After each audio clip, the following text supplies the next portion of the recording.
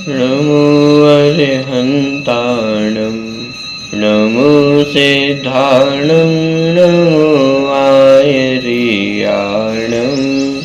नमो वज्रायाणं नमो लोये सवसावुणम्।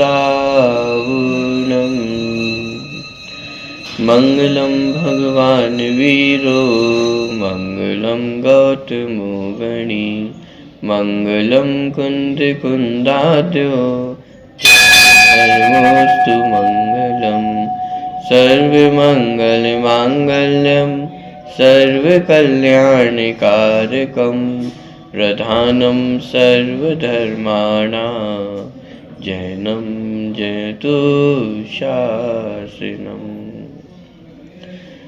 वंदितु सब सिद्धे धूमचलमणुमवं गतिं पत्ते वोच्छामि समय पाहुड मृणुमुसुद केवली वणिदम्।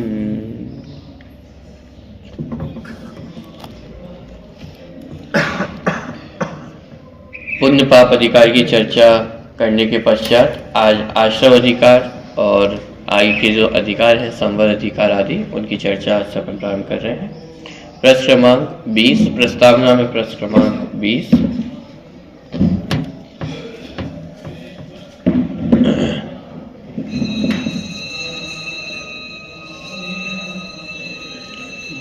पुण्य पाप अधिकार की चर्चा के अंतर्गत कल हमने देखा था कि पुण्य और पाप वास्तव में दोनों एक रूपी ही है। क्यों एक रूप है? क्योंकि दोनों ही संसार के कारण है, संसार का बंध कराने वाले हैं। एक शुभ रूप है, एक अशुभ रूप है, लेकिन चाहे शुभ भाव हो अथवा अशुभ भाव हो, है दोनों ही बंध के कारण, संसार के ही कारण है। इसलिए उनमें कोई भेद नहीं है, दोनों एक समान ही है। और जो इनमें भेद करता है वह अज्ञानी है। इस प्रकार की चर्चा पुण्य पाप अधिकार में आई है। उसके बाद है आश्रव अधिकार। देखिए, पढ़ते हैं प्रश्न क्रमांक 20 पे। आश्रव अधिकार में सम्यक दृष्टि ज्ञानी धर्मात्मा को निराश्रव सिद्ध किया गया है एवं इस संदर्भ में उठने वाली शंका आशंकाओं का निराकरण भी किया गया है। मूल रूप से आश्रव अधिकार में जो सम्यक दृष्टि ज्ञानी धर्मात्मा है कि वे आश्रव से रहित होते हैं, इस प्रकार की चर्चा मिलेगी। मतलब जो अज्ञानी है वह आश्रव से युक्त है और जो सम्यक ज्ञानी है, धर्मात्मा है, वह आश्रव से रहित है। अब यदि आगम शैली में देखें माने तो वहां पे आश्रव तो वहां पे भी चल रहा है, यहाँ तक कि 13वें गुणस्थान तक भी आश्रव होता है, माने निर्यापत आश्रव होता है। लेकिन चूंकि वह आश्रव अनंत संसार का कारण नहीं है, इसलिए कहा कि वह आश्रव आश्रव ही नहीं है। माने मूलतः जो आश्रव है वह मिथ्यात्व के आश्रव की बात है कि जो अनंत संसार का कारण है। अब क्योंकि सम्यक दृष्टि ज्ञानियों को मिथ्यात्व का आश्रव का अभाव हो गया है, अब उन्हें मिथ्यात्व का अभाव हो गया है, तो इसलिए अब वह अनंत संसार का कारण नहीं होने से उस आश्रव को आश्रव कहा ही नहीं। और ये कहा कि सम्यक दृष्टि को आश्रव नहीं होता है। दूसरी बात ये भी है कि जब कर्णानियों की दृष्टि से देखते हैं तो जैसे जैसे गुणस्थान आगे बढ़ते चले जाते हैं, कुछ प्रकृतियों की विच्छुत्ति होती चली जाती है।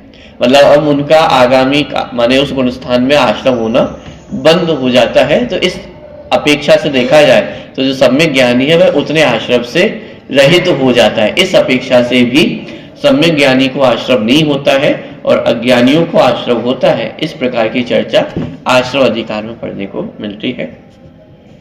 आश्रव अधिकार में सम्यक दृष्टि ज्ञानी धर्मात्मा को निराश्रव सिद्ध किया गया है एवं इस संदर्भ में उठने वाली शंकाओं आशंकाओं का निराकरण भी किया गया है।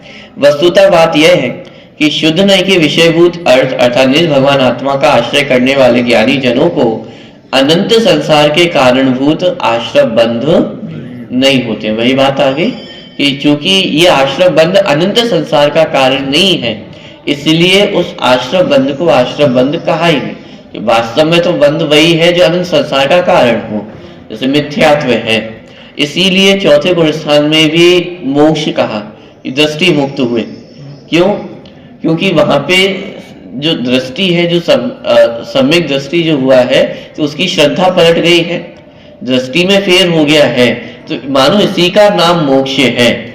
अब बाहर में जो आगे चल करके 14 गुणस्थानों से पार होकर के सिद्ध शिला में जाकर के विराजमान होंगे, वो तो अब एक तरह से फॉर्मेलिटी बची हुई है, मानो कि परिपूर्ण दशा है।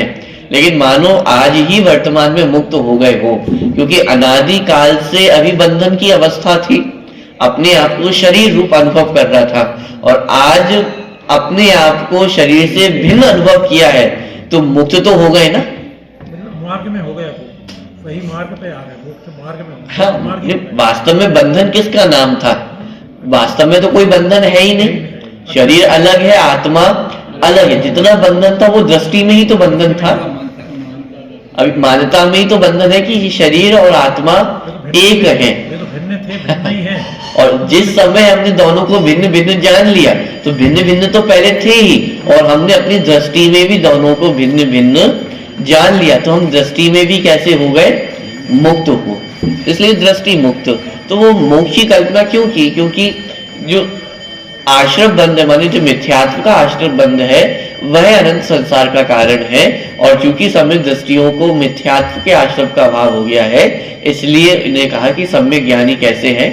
निराश्रम है। अब उन्हें कर्मों का आश्रय नहीं होता। कि कोई कहे कि अरे हो तो रहा है, इतने कर्मों का भी आश्रय चल रहा है, ये साहब ये संसार का, अनंत संसार का बंद कराने वाला नहीं है, इसलिए हम इसे आश्रय कहते ही नहीं है। ठीक है। रागांश के शेष रहने से जो थोड़े बहुत आश्रय बंद होते हैं, उनकी उपेक्षा कर यह ज्ञानी को निराश्रम और निर्बंध कहा गया है। कि सम्यक ज्ञानियों को भी यद्यपि राग आदि का जो अंश लेश है, माने शेष है, उनके कारण उनको भी बंध तो होता है, आश्रय बंद उनके हो रहे हैं, लेकिन ज्ञानियों को उनकी उपेक्षा की कि जो आश्रय हो रहे हैं वह संसार, अनंत संसार का कारण नहीं है, इसलिए उसे हम आश्रय बंद कहते ही नहीं है। आश्रय बंद तो उसे कहो कि जो अनंत संसार का बंद करा सके। जिसमें अनंत संसार का बंद कराने की ताकत ना हो, उसे हम क्या आश्रय बंद कहें? वह उसका तो अभाव होने ही वाला है। तो इस अपेक्षा से जो सम्यक ज्ञानी है उनको निराश्रय सिद्ध किया। इसी प्रकार जो आगे के अधिकार है, संवर अधिकार है अथवा निर्जला अधिकार है, आगे चल करके जो ज्ञानी के भोग हैं वो निर्जला के कारण है, इस तरह के बहुत सारे प्रकरण आपको पढ़ने को मिलेंगे। तो उनका कारण यही है कि जो सम्यक ज्ञानी है उनकी दृष्टि बदल गई है। तो जितना अभी तक मिथ्या दृष्टि का अज्ञान चलता आ रहा था, तो उसके साथ अनंत संसार बढ़ रहा था। अब जैसे ही सम्यक ज्ञानी हुआ है, सम्यक दृष्टि हुआ है, तो उसका अनंत संसार घट गया है। अब उसका अनंत संसार बचा हुआ नहीं है। तो अब वह जो भी कार्य करता है, तो कहा कि वह सब निर्जला के ही कारण है। तो इस तरह की चर्चा भी पढ़ने को मिलेगी। तो आश्रय अधिकार में ज्ञानी को आश्रय से रहित कहा, और अज्ञानी ही आश्रय बंध आदि को करता है। इस प्रकार की चर्चा आश्रय अधिकार में ली गई है। आगे है संवर अधिकार। देखिए, संवर अधिकार भेद विज्ञान के अभिनंदन का अधिकार है। किसके अभिनंदन का अधिकार है? भेद विज्ञान है, माने जो धर्म का प्रारंभ है अथवा सम्यक्त्व का प्रारंभ है, वो कहां से है? भेद विज्ञान से है। और इसलिए भेद विज्ञान की बहुत महिमा माने इस अधिकार में गाई गई है। ये भेद विज्ञान के कारण ही माने जितने जीव आज तक सिद्ध हुए हैं, वर्तमान में हो रहे हैं और आगे अनंत काल में होंगे, वह सब किसका फल है? ये भेद विज्ञान का ही फल है।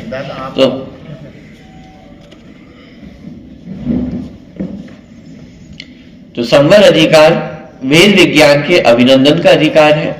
आश्रव का निरोध संवर है, अतः मिथ्यात्वादी आश्रवों के निरोध होने पर संवर की उत्पत्ति होती है। संवर से संसार का अभाव और मोक्ष मार्ग का आरंभ होता है, अतः संवर साक्षात धर्म स्वरूप ही है। आश्रम बंध में पुण्य पाप की चर्चा हो गई थी। ये जो आश्रम बंध है वह पुण्य पाप रूप है, इसका मतलब है धर्म रूप नहीं है।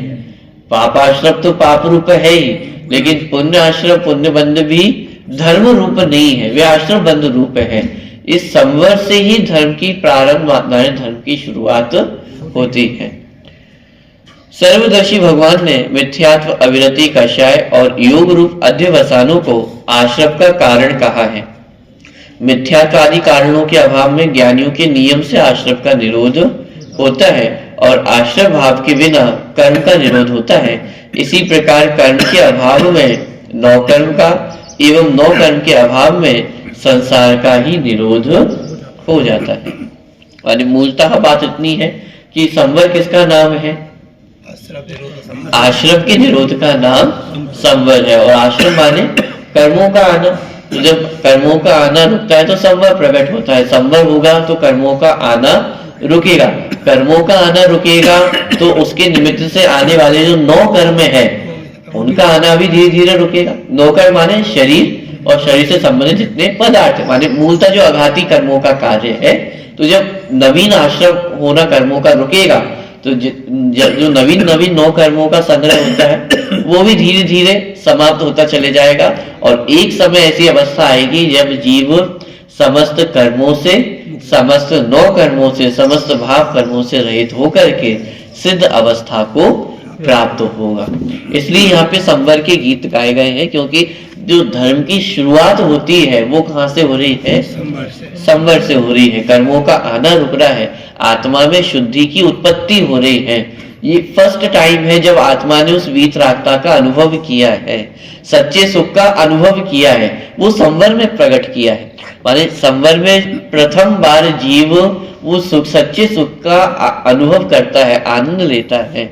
इसलिए कहा यहाँ पे भेद विज्ञान माने इस संवर अधिकार में भेद विज्ञान का अभिनंदन किया है। माने भेद विज्ञान के अभिनंदन का अधिकार है, क्योंकि ये प्रथम बार है जब कोई भी जीव भेद विज्ञान प्रकट करता है, भेद विज्ञान का स्वागत करता है। चर्चाएं तो बहुत बार पड़ी हैं, लेकिन आज तक हमने उस भेद विज्ञान का अभिनंदन नहीं किया है। आज तक हमने उस भेद विज्ञान को अपने घर में नहीं बुलाया है, वेलकम नहीं किया है। तो ये संवर अधिकार उस भेद विज्ञान के अभिनंदन का अधिकार है। हम पहली बार उस भेद विज्ञान को अपने जीवन में ला रहे हैं, हम अपने घर में उसको प्रवेश करा रहे हैं। तो इस प्रकार ये संवर अधिकार है। इस प्रकार हम देखते हैं कि संवर अनंत दुख रूप संसार का अभाव करने वाला एवं अनंत सुख स्वरूप मोक्ष का कारण है। माने आप संवर का महत्व इस बात से समझिए कि संवर के पहले समय में जहां संवर प्रकट हुआ वहां जीव का अनंत संसार घट गया। माने संवर के बिना जीव का कितना संसार था? अनंत संसार था। और जैसे ही प्रथम समय में संवर की प्राप्ति हुई तो अनंत संसार घटकर अंत कोड़ी सागर तक ही रह जाता है। माने कहां अनंत संसार और कहां अनंत संसार घट करके अब जो संसार बचा हुआ है वो कितना है? चिल्लू भर है। और उसको संसार को भी संसार क्या कहे? और अनंत संसार के सामने तो अब इस कार्य कुछ भी बचा हुआ नहीं है। तो इतना बड़ा कार्य कहाँ हुआ? दृष्टि में हुआ। इस अधिकार की यदि भाषा में कहें तो संवर के पहले समय में ही ये अनंत संसार घट करके चुल्लू भर रह जाता है। तो इसलिए संवर का इतना अभिनंदन इस अधिकार में किया गया है।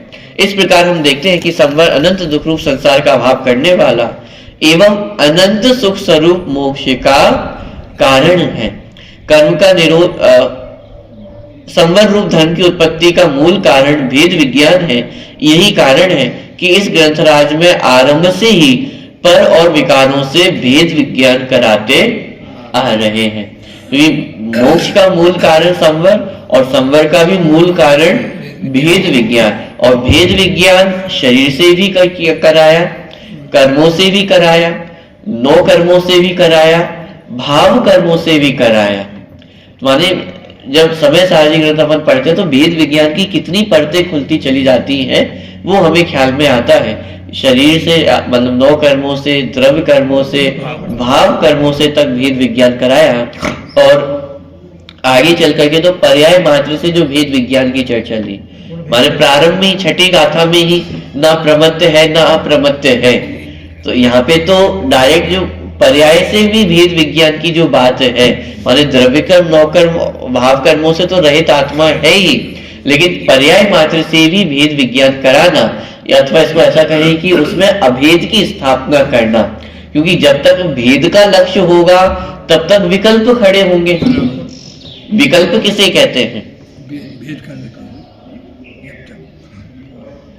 जैसे एक प्रश्न पूछा जाए तो उसके 4 विकल्प दिए जाते हैं, सही है कि गलत है, सही है गलत दोनों नहीं है अथवा दोनों सही, विकल्प दिए जाते हैं किसी प्रश्न के कि ABC आपने देखा कौन बनेगा करोड़पति, तो एक प्रश्न होता है उसके 4 विकल्प होते हैं। तो विकल्प का मतलब क्या होता है? ऑप्शन, भेद। तो ज्ञान में विकल्प उत्पन्न होना मतलब कि एक आत्मा के अतिरिक्त जो भी विकल्प मन में उत्पन्न होते हैं, जो भी परिणाम उत्पन्न होते हैं, वो सब विकल्प है, वो सब भेद रूप है। एक अभेद के अलावा जितने सारे चिंतन है, परिणाम है, वह सब कैसे है? विकल्प रूप है, इसलिए भेद रूप है। और जब तक 2 ऑप्शन सामने रहेंगे तब तक एक का आश्रय लेना संभव नहीं। जहां एक का आश्रय होगा वहां द्वैत होगा ही नहीं, और जहां द्वैत है इसका मतलब वहां पे एक का आश्रय नहीं है। तो अन्य सारे विकल्पों से तो रहित कराया ही, लेकिन आत्म संबंधी भी यदि विकल्प होंगे तो भी एक का आश्रय तो नहीं हुआ ना। मैं आत्मा हूं, आत्मा हूं, आत्मा हूं, इस तरह की भी जब तक विकल्प चलते रहेंगे तब तक द्वैत खड़ा हुआ है। मैं और विकल्प करने वाला मैं, तो ये 2 भेद खड़े हो गए ना। तो जब तक विकल्प चलते रहेंगे तब तक द्वैत रहेगा, तब तक एक अखंड आत्मा का अनुभव संभव नहीं होगा। और जब एक अखंड आत्मा का आश्रय होता है तो उस अवस्था में जीव कैसा हो जाता है? निर्विकल्प हो जाता है। निर्विकल्प होने का मतलब अब कोई ऑप्शन शेष नहीं है, अपने आप को आप रूप अनुभव कर रहा है, तो अब उसमें सारे विकल्पों का अभाव हो जाता है। मैं शरीर हूं कि नहीं हूं, अब ऐसा कोई विकल्प नहीं बचा हुआ है। मैं ज्ञान वाला हूं कि दर्शन वाला हूं, कोई विकल्प नहीं है। मैं अनंत गुणों का एक अखंड शुद्धात्म तत्व हूं। तो जहां उसकी अनुभूति हुई तो समस्त विकल्पों से रहित हो जाते हैं, इसका मतलब है निर्विकल्प होना। ठीक है। तो संवत धर्म की उत्पत्ति का मूल कारण भेद विज्ञान है। यही कारण है कि इस ग्रंथराज में आरंभ से ही पर और विकारों से भेद विज्ञान कराते आ रहे हैं। ठीक है। तो इस प्रकार संवर अधिकार। अगला है निर्जरा अधिकार। देखिए, सम्यक दृष्टि ज्ञानी धर्मात्मा के आश्रय के अभाव रूप संवर पूर्वक निज भगवान आत्मा का उग्र आश्रय होता है। उसके बल से आत्मा में उत्पन्न शुद्धि की वृद्धि पूर्वक जो कर्म खिरते हैं उसे निर्जरा कहते हैं।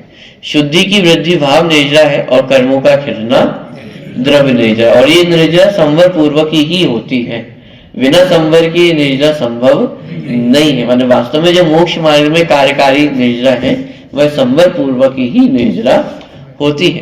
तो संवर में नवीन कर्मों का आना रुका, और निर्जरा में क्या हुआ? जो पूर्ववत कर्म थे उनका खिरना भी प्रारंभ हो जाता है। उग्र आश्रय की बात है, उग्र आश्रय लेता है। हाँ, जैसे जैसे निर्जरा बढ़ रही है तो आत्म जो स्थिरता है वह भी बढ़ती जा रही है, अथवा इसको ऐसा कहें कि इच्छाओं का निरोध होता जा रहा है। तो जितनी जितनी इच्छाओं का निरोध होता जा रहा है उतना उतना आत्मा का आश्रय बढ़ता जा रहा है, और जितना जितना आत्मा का आश्रय बढ़ता जा रहा है उतनी उतनी निर्जरा भी बढ़ती चली जा रही है। इसे कहा गुण श्रेणी निर्जरा। और जो सम्यक दृष्टियों का जीवन है तो उसमें निर्जरा कैसी होती है कि हर समय गुण श्रेणी निर्जरा होती है। माने गुणाकार रूप से जो निर्जरा है वह कर्मों की जो माने इसको ऐसा कहें कि जो कर्म है वह गुणित आकार रूप से खिरते हैं। पहले समय में जितने कर्म खिरे उससे अधिक कर्म दूसरे समय में, उससे अधिक कर्म तीसरे समय में। तो इस प्रकार से गुणाकार रूप से कर्मों की निर्जरा होती चली जाती है। इसको और सरल भाषा में कहें तो जितनी जितनी आत्म स्थिरता बढ़ती चली जाती है उतने उतने कर्मों की निर्जरा बढ़ती चली जाती है। ठीक है। हाँ, देखिए, तो सम्यक दृष्टि ज्ञानी धर्मात्मा के आश्रय के अभाव रूप संवर पूर्वक निज भगवान आत्मा का उग्र आश्रय होता है। उसके बल से आत्मा में उत्पन्न शुद्धि की वृद्धि पूर्वक जो कर्म खिरते हैं उसे निर्जरा कहते हैं। तो यहाँ 2 चीजें हो रही हैं, एक तो आत्मा की शुद्धता बढ़ रही है और दूसरी तरफ कर्मों की निर्जरा हो रही है। जितनी जितनी शुद्धि बढ़ रही है उतनी उतनी अधिक कर्मों की निर्जरा हो रही है। तो भाव निर्जरा किसे कहना कि शुद्धि की वृद्धि होना वह भाव निर्जरा, और कर्मों का खिरना वह द्रव्य निर्जरा है। ठीक। जिस प्रकार वैद्य पुरुष विष को भोगता हुआ भी मरण को प्राप्त नहीं होता, उसी प्रकार ज्ञानी पुरुष पुद्गल कर्म के उदय को भोगता हुआ भी बंध को प्राप्त नहीं होता है। और इसी के आधार से वो जो चर्चा ली जाती है कि ज्ञानी के भोग भी निर्जरा के कारण है। उसका कारण क्या, कि जैसे कोई वैद्य है तो वैद्य यदि विष का भी भक्षण कर ले तो वह उसकी मृत्यु का कारण नहीं है, लेकिन कोई अज्ञानी व्यक्ति यदि विष का भक्षण कर ले तो, अरे विष का भक्षण तो दूर, अमृत का भक्षण भी कर ले तो भी उसको पचा ना पाए, क्योंकि सही वस्तु का भी सेवन किस प्रकार करना है उसका ज्ञान तो आवश्यक है ना। और वैद्य यदि विष का भी भक्षण करे तो वह उसको नुकसान करने वाला नहीं है, और अज्ञानता में हम मीठे मीठे व्यंजन भी खा ले तो वो भी नुकसान कर जाते हैं। तो इसलिए यहाँ पे कहा कि उसी प्रकार जो ज्ञानी है उनके भोग भी निर्जरा के कारण है। इसका मतलब ये नहीं कहना चाह रहे कि भोग निर्जरा के कारण है, कहने का तात्पर्य है कि ज्ञानी भोगों के काल में भी इतना सजग रहता है कि उसकी निर्जरा चलती रहती है। तो इसलिए कहा कि ज्ञानी के तो भोग भी निर्जरा के कारण है। हमें ये दिखाई दे रहा है कि ज्ञानी भोगों को भोग रहा है, और ज्ञानियों की दृष्टि इस तरफ है कि उन भोगों के काल में भी भोगों से निर्लिप्त है। ज्ञानी के भोग निर्जरा के कारण है, ये कहकर के ज्ञानियों की दृष्टि की ओर हमारा इशारा करने का आशय है कि भोगों के काल में भी ज्ञानी की दृष्टि भोगों पे नहीं है, उस भोगों के काल में भी ज्ञानी की दृष्टि किस तरफ है, ये भोग से भिन्न जो आत्म स्वरूप है उसकी ओर दृष्टि है। इसलिए कहा कि ज्ञानी के तो भोग भी निर्जरा के कारण होते हैं, और अज्ञानियों के कोटि जन्म तप तपे ज्ञान बिन कर्म झरे जे, ज्ञानी के छिन माही त्रिगुप्ति ते सहज टरे थे। कि एक तरफ तो अज्ञानी के व्रतों को भी निष्फल कहा जा रहा है, और दूसरी तरफ ज्ञानी के भोगों को भी निर्जरा का कारण कहा जा रहा है। तो इसका आशय क्या है कि यहाँ पे आशय यह है कि ज्ञानी की जो भेद विज्ञान उसने किया है, जो ज्ञान और वैरागी ज्ञानी के जीवन में है उस तरफ लक्ष्य कराना है, और उस ज्ञान वैरागी की ओर लक्ष्य करा करके एक कथन किया गया कि देखो ज्ञानी भोग भोगता हुआ भी बाहर में तो भोग भोगता हुआ दिखाई दे रहा है, लेकिन अंतरंग में उसकी ज्ञान और वैरागी की परिणति निरंतर चल रही है। और अज्ञानी की बाहर में माने व्रत करता हुआ दिखाई दे रहा है, बाहर में भले ही उसका जीवन वैराग्य में दिखाई दे रहा हो, लेकिन अंतरंग में चूंकि ज्ञान और वैराग्य की परिणति नहीं है, इसलिए अज्ञानी के व्रत भी अनंत संसार का कारण है, और ज्ञानी के भोग भी निर्जरा का कारण है। तो वहां पे वास्तव में भोगों को निर्जरा का कारण नहीं कहा जा रहा है, बल्कि भोगों से जो भेद विज्ञान की वृत्ति है, भोगों से जो निर्लिप्त परिणति है, वह निर्लिप्त परिणति वास्तव में निर्जरा का कारण है। बात समझ आ रही है। और उदाहरण क्या दिया कि जैसे वैद्य है कि वह विष का भी भक्षण करे तो वह उसे मृत्यु का कारण नहीं होता है, क्योंकि उसे उसका उपचार पता है ना। तो वैद्य कोई भी दवा सेवन करे, कुछ भी करे, वह मृत्यु को प्राप्त नहीं होगा, लेकिन अज्ञानी जन यदि ऐसा करे तो। और इसलिए फिर आचार्य का छल ग्रहण नहीं करना कि तुम ज्ञानियों के बहाने देते हो कि देखो ज्ञानियों के जीवन में भी तो ऐसा है, और ये हमारे जीवन में भी होता है, और हम इससे छल ग्रहण करते हैं कि देखो हमने भी ज्ञानी बहुत देखे जो क्रोध करते हैं, हमने भी बहुत ज्ञानी देखे मान करते हैं, हमने भी बहुत ऐसे ज्ञानी देखे हैं, हमने तो बहुत धर्मात्मा देखे, इससे तो अच्छे हम हैं। ये छल ग्रहण है, क्योंकि आपने ज्ञानियों की अंतरंग परिणति तो देखी ही नहीं। आपने बाहर में ये देखा कि उनको बहुत क्रोध आ रहा है, लेकिन अंतरंग में उनकी कितने दया के परिणाम है वो आपको दिखाई दिए? वो जो अंतरंग परिणति उनकी है, उनका जो अंतरंग ज्ञान और वैराग्य है, वो आपको इन बाह्य आंखों से दिखाई देने वाला नहीं है। और लेकिन यदि मात्र बाहर में देख करके छल ग्रहण कर लोगे तो नुकसान किसका होने वाला है? ज्ञानी तो क्रोध के काल में भी अपने आप को क्रोध से भिन्न अनुभव कर रहे हैं, इसलिए तो उनका सम्यक्त्व टिका हुआ है। तो वो तो उस क्रोध के काल में भी निर्जरा कर रहे हैं, और हम छल ग्रहण कर रहे हैं कि अरे देखो वो क्रोध कर रहे हैं, इससे तो अच्छे हम हैं, धर्म से दूर रहते हैं, कम से कम इतनी गुस्सा तो नहीं करते हैं। बोलते हैं, ऐसे बोलते हैं लोग। ये छल ग्रहण करता है। बात पकड़ में आ रही है कि ज्ञानियों का जीवन अलग है। ज्ञानियों के जीवन में भले ही बाहर में उनकी विचित्र परिणति दिखाई दे रही हो, और चौथा गुणस्थान तो ऐसा गुणस्थान है जहां कोई व्रत नहीं है, संयम नहीं है, तो वहां पे तो और छल ग्रहण करने की बहुत जो पूरी गुंजाइश है वो और बढ़ जाती है। लेकिन ऐसे छल ग्रहण नहीं करना, क्योंकि ज्ञानियों के जीवन में जो ज्ञान और वैराग्य की परिणति है वो निरंतर उनके साथ में चलती है। बाहर में क्रोध, मान आदि कषाय का वेग भी दिखाई देगा, अनंतानुबंधी गई है, लेकिन अप्रत्यक्ष ख्यानवर्ण तो विद्यमान है ना। और अप्रत्यक्ष ख्यानवर्ण का तीव्र हृदय भी आएगा, कभी मंद हृदय रहेगा, कभी तीव्र हृदय आएगा। तीव्र हृदय में बाहर की वो सारी क्रियाएं भी होती हुई दिखाई देंगी, लेकिन इतना होने पर भी अंतरंग में उनका ज्ञान और वैराग्य बराबर काम कर रहा है। इसी में ये दो शक्तियां कही है ज्ञानियों की, ज्ञान और वैराग्य शक्ति। ये दो शक्तियां ऐसी हैं जिसके कारण वो सम्यक दृष्टि बना रहता है। तीव्र से तीव्र कषाय के उदय में भी वो ज्ञान और वैराग्य शक्ति उनकी बराबर काम करती है। इसलिए चक्रवर्ती माने भरत चक्रवर्ती के संदर्भ में तो प्रसिद्ध ही है कि घर में ही वैरागी। अब माने प्रश्न खड़े होते हैं कि साहब घर में रहते रहते कौन वैरागी हो सकता है, और यदि घर में रहकर के वैरागी हो सकते तो फिर तो हम भी घर में वैरागी रहना चाहते हैं। इससे अच्छा और क्या हो कि हम घर में भी रहें और वैरागी भी कहलाए। ये छल ग्रहण है कि क्योंकि हमने ये तो देखा कि भरत चक्रवर्ती घर में रह रहे हैं, गृहस्थी में रह रहे हैं, लेकिन उनकी वैरागी की ओर दृष्टि गई क्या? 6 खंड की संपदा के बीच में भी अपने आप को 6 खंड का मालिक अनुभव नहीं करना, इस ओर तो हमारी दृष्टि नहीं गई। हम तो अपनी जरासी संपत्ति में भी इस तरह से मालिक बनकर के बैठे हैं कि मरण के बाद मरण भी हो जाए लेकिन हमारी संपत्ति पे कोई हाथ ना रख दे। अब हमारे जीवन में तो इतनी आसक्ति भरी हुई है ना, और भरत चक्रवर्ती के जीवन में कि 6 खंड की संपदा होने पर भी उसके प्रति माने कर्तृत्व नहीं है, एकत्व मतलब कर्तृत्व भोक्तृत्व नहीं है। बाहर में कषायों का वेग दिखाई देगा तो क्रोध होता हुआ भी दिखाई देगा, भरत बाहुबली में युद्ध होता हुआ भी दिखाई देगा, 6 खंड की विजय यात्रा पे भी जाते हुए दिखाई देंगे। सब इतना राग कि 6 खंड को जीतने चले गए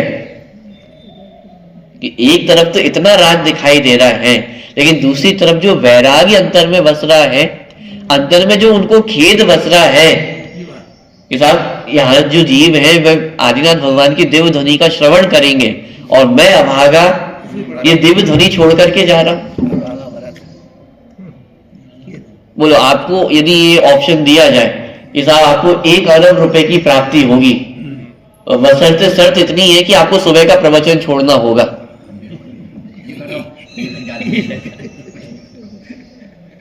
बोलो कितना खेद आपके मन में बरतेगा? नाश्ता की प्लेट है वही भाई में छोड़ तो खेद बरतेगा अपने अंदर, तुरंत तैयार हो जाएंगे कि साहब 1 दिन की तो बात है, 1 दिन छोड़ देंगे, वर्षों से फिर आ जाएंगे। वही आत्मा की बात तो वही चल रही है ना। तो अब हमारी दृष्टि भरत चक्रवर्ती की उस राग की ओर तो जाती है कि 6 खंड की ओर जीतने जा रहे हैं, लेकिन उस खेद की ओर हमारी दृष्टि गई क्या कि पूरी दुनिया ये सोच रही है कि भरत भाग्यशाली है, और दूसरी तरफ भरत जी क्या सोच रहे हैं कि मुझसे बड़ा अभागा इस दुनिया में और कोई नहीं, मुझसे बड़ा पापी इस दुनिया में और कोई नहीं है। पूरी दुनिया यहाँ पे आदिनाथ भगवान की दिव्य ध्वनि का श्रवण करने आ रही है और मैं यहाँ घर छोड़ करके कहा जा रहा हूं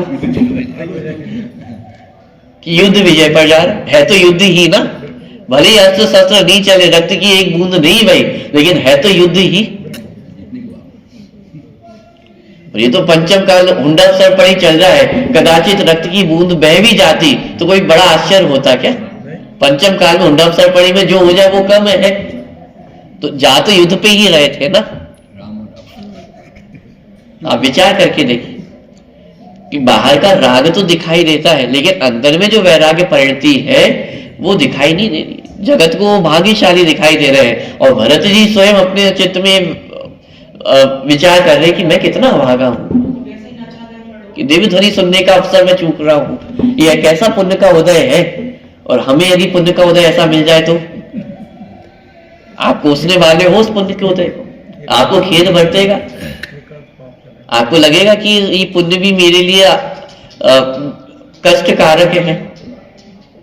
तो ये ज्ञानियों की सोच का अंतर है, ये ज्ञानियों की ज्ञान और वैराग्य परिणति का अंतर है, जिसके कारण उनके भोग भी निर्जा के कारण कहे जाते हैं। और चूंकि अज्ञानी को ज्ञान और वैराग्य शक्ति नहीं है, इसलिए उसके व्रतों को भी अनंत संसार का कारण कहा, सबको बाल तप की श्रेणी में डाला।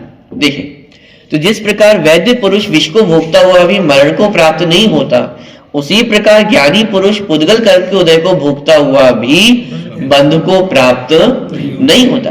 जिस प्रकार मदिरा को अरति भाव से पीने वाला पुरुष मत वाला नहीं होता, उसी प्रकार ज्ञानी भी द्रव्यों के उपभोग के प्रति अरत रहने से बंध को प्राप्त नहीं होता है। सम्यक दृष्टि ज्ञानी धर्मात्मा को क्रिया करते हुए एवं उसका फल भोगते हुए भी यदि कर्म बंध नहीं होता है और निद्रा होती है, तो उसका कारण उसके अंदर विद्यमान ज्ञान और वैराग्य का बल ही है। ध्यान देना, वो भोग निद्रा के कारण नहीं है, कर्म का उदय निद्रा का कारण नहीं है, लेकिन उस कर्मोदय के काल में उस भोग को भोगते हुए भी जो ज्ञान और वैराग्य की परिणति है, वह उनकी निद्रा का कारण है।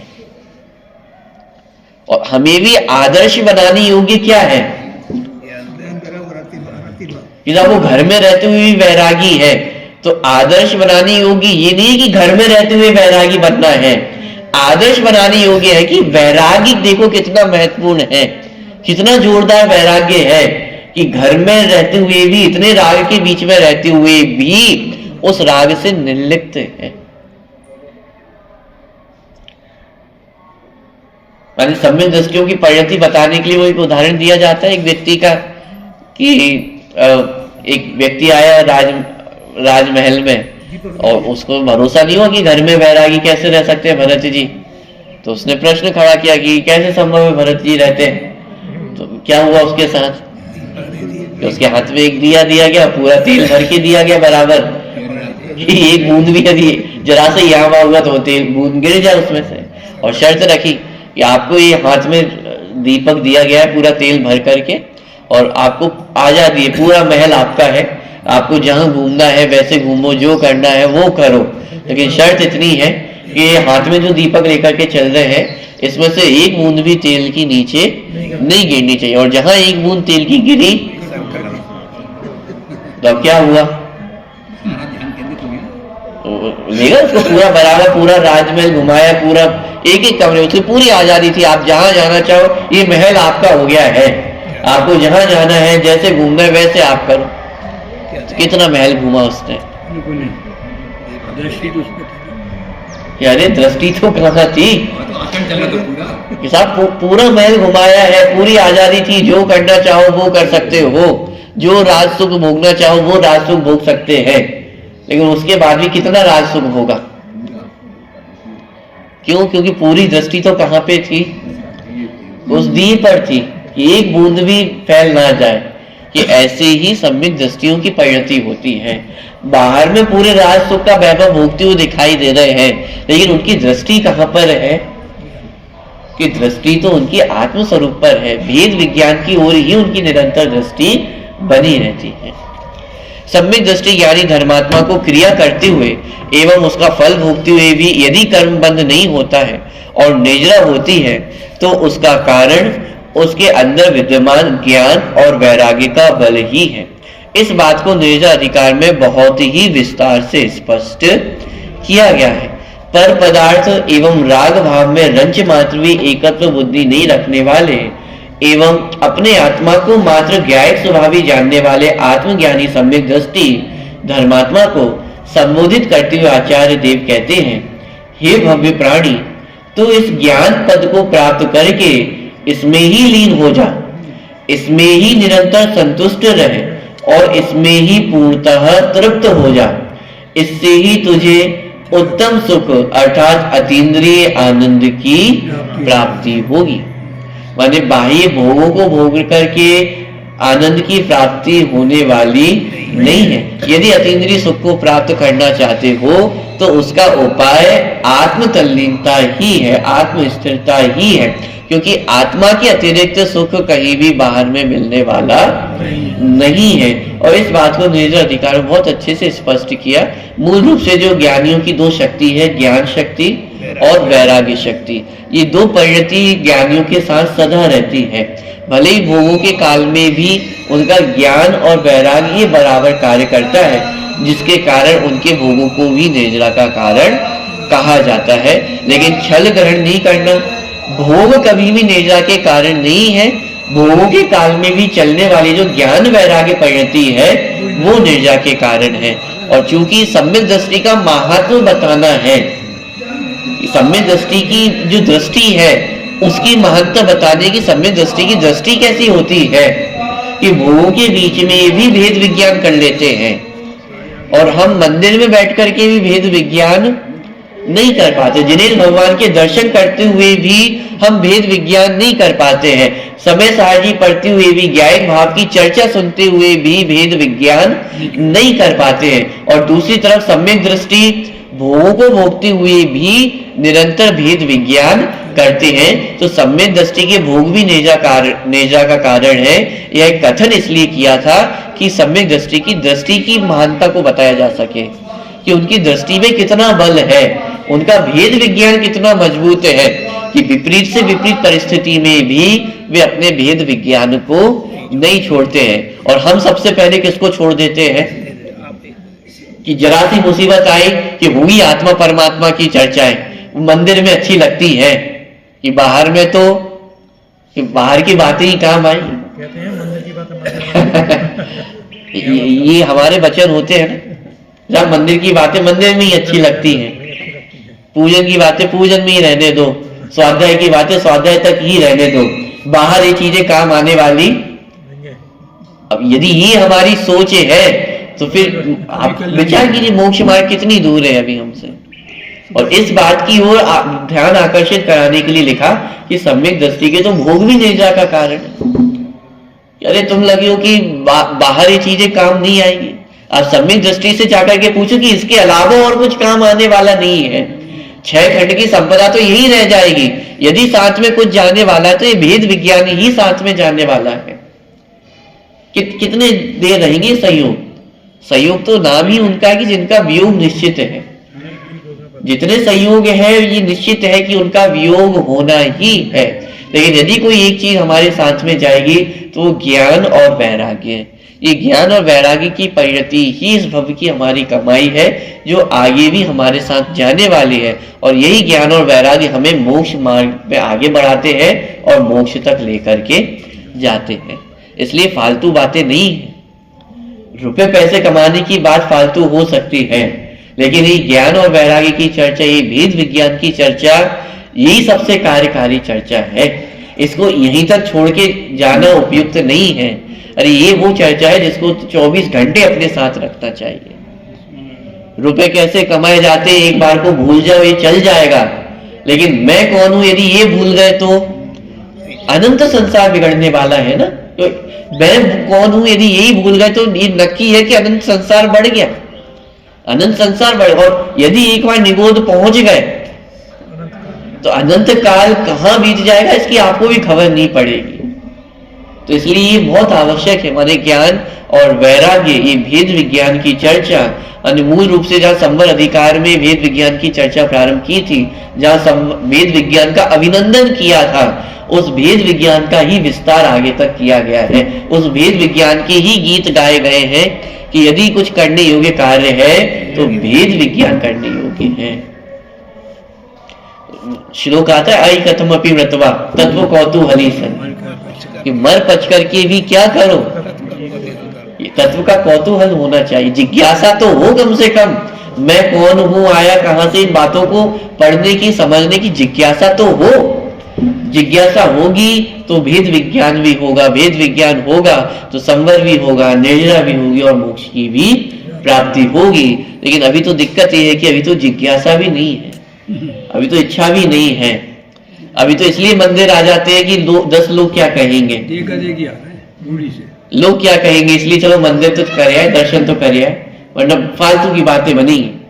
यानी अभी परिणति है तो इसका मतलब अभी तो धर्म बहुत दूर है। विचार करिएगा।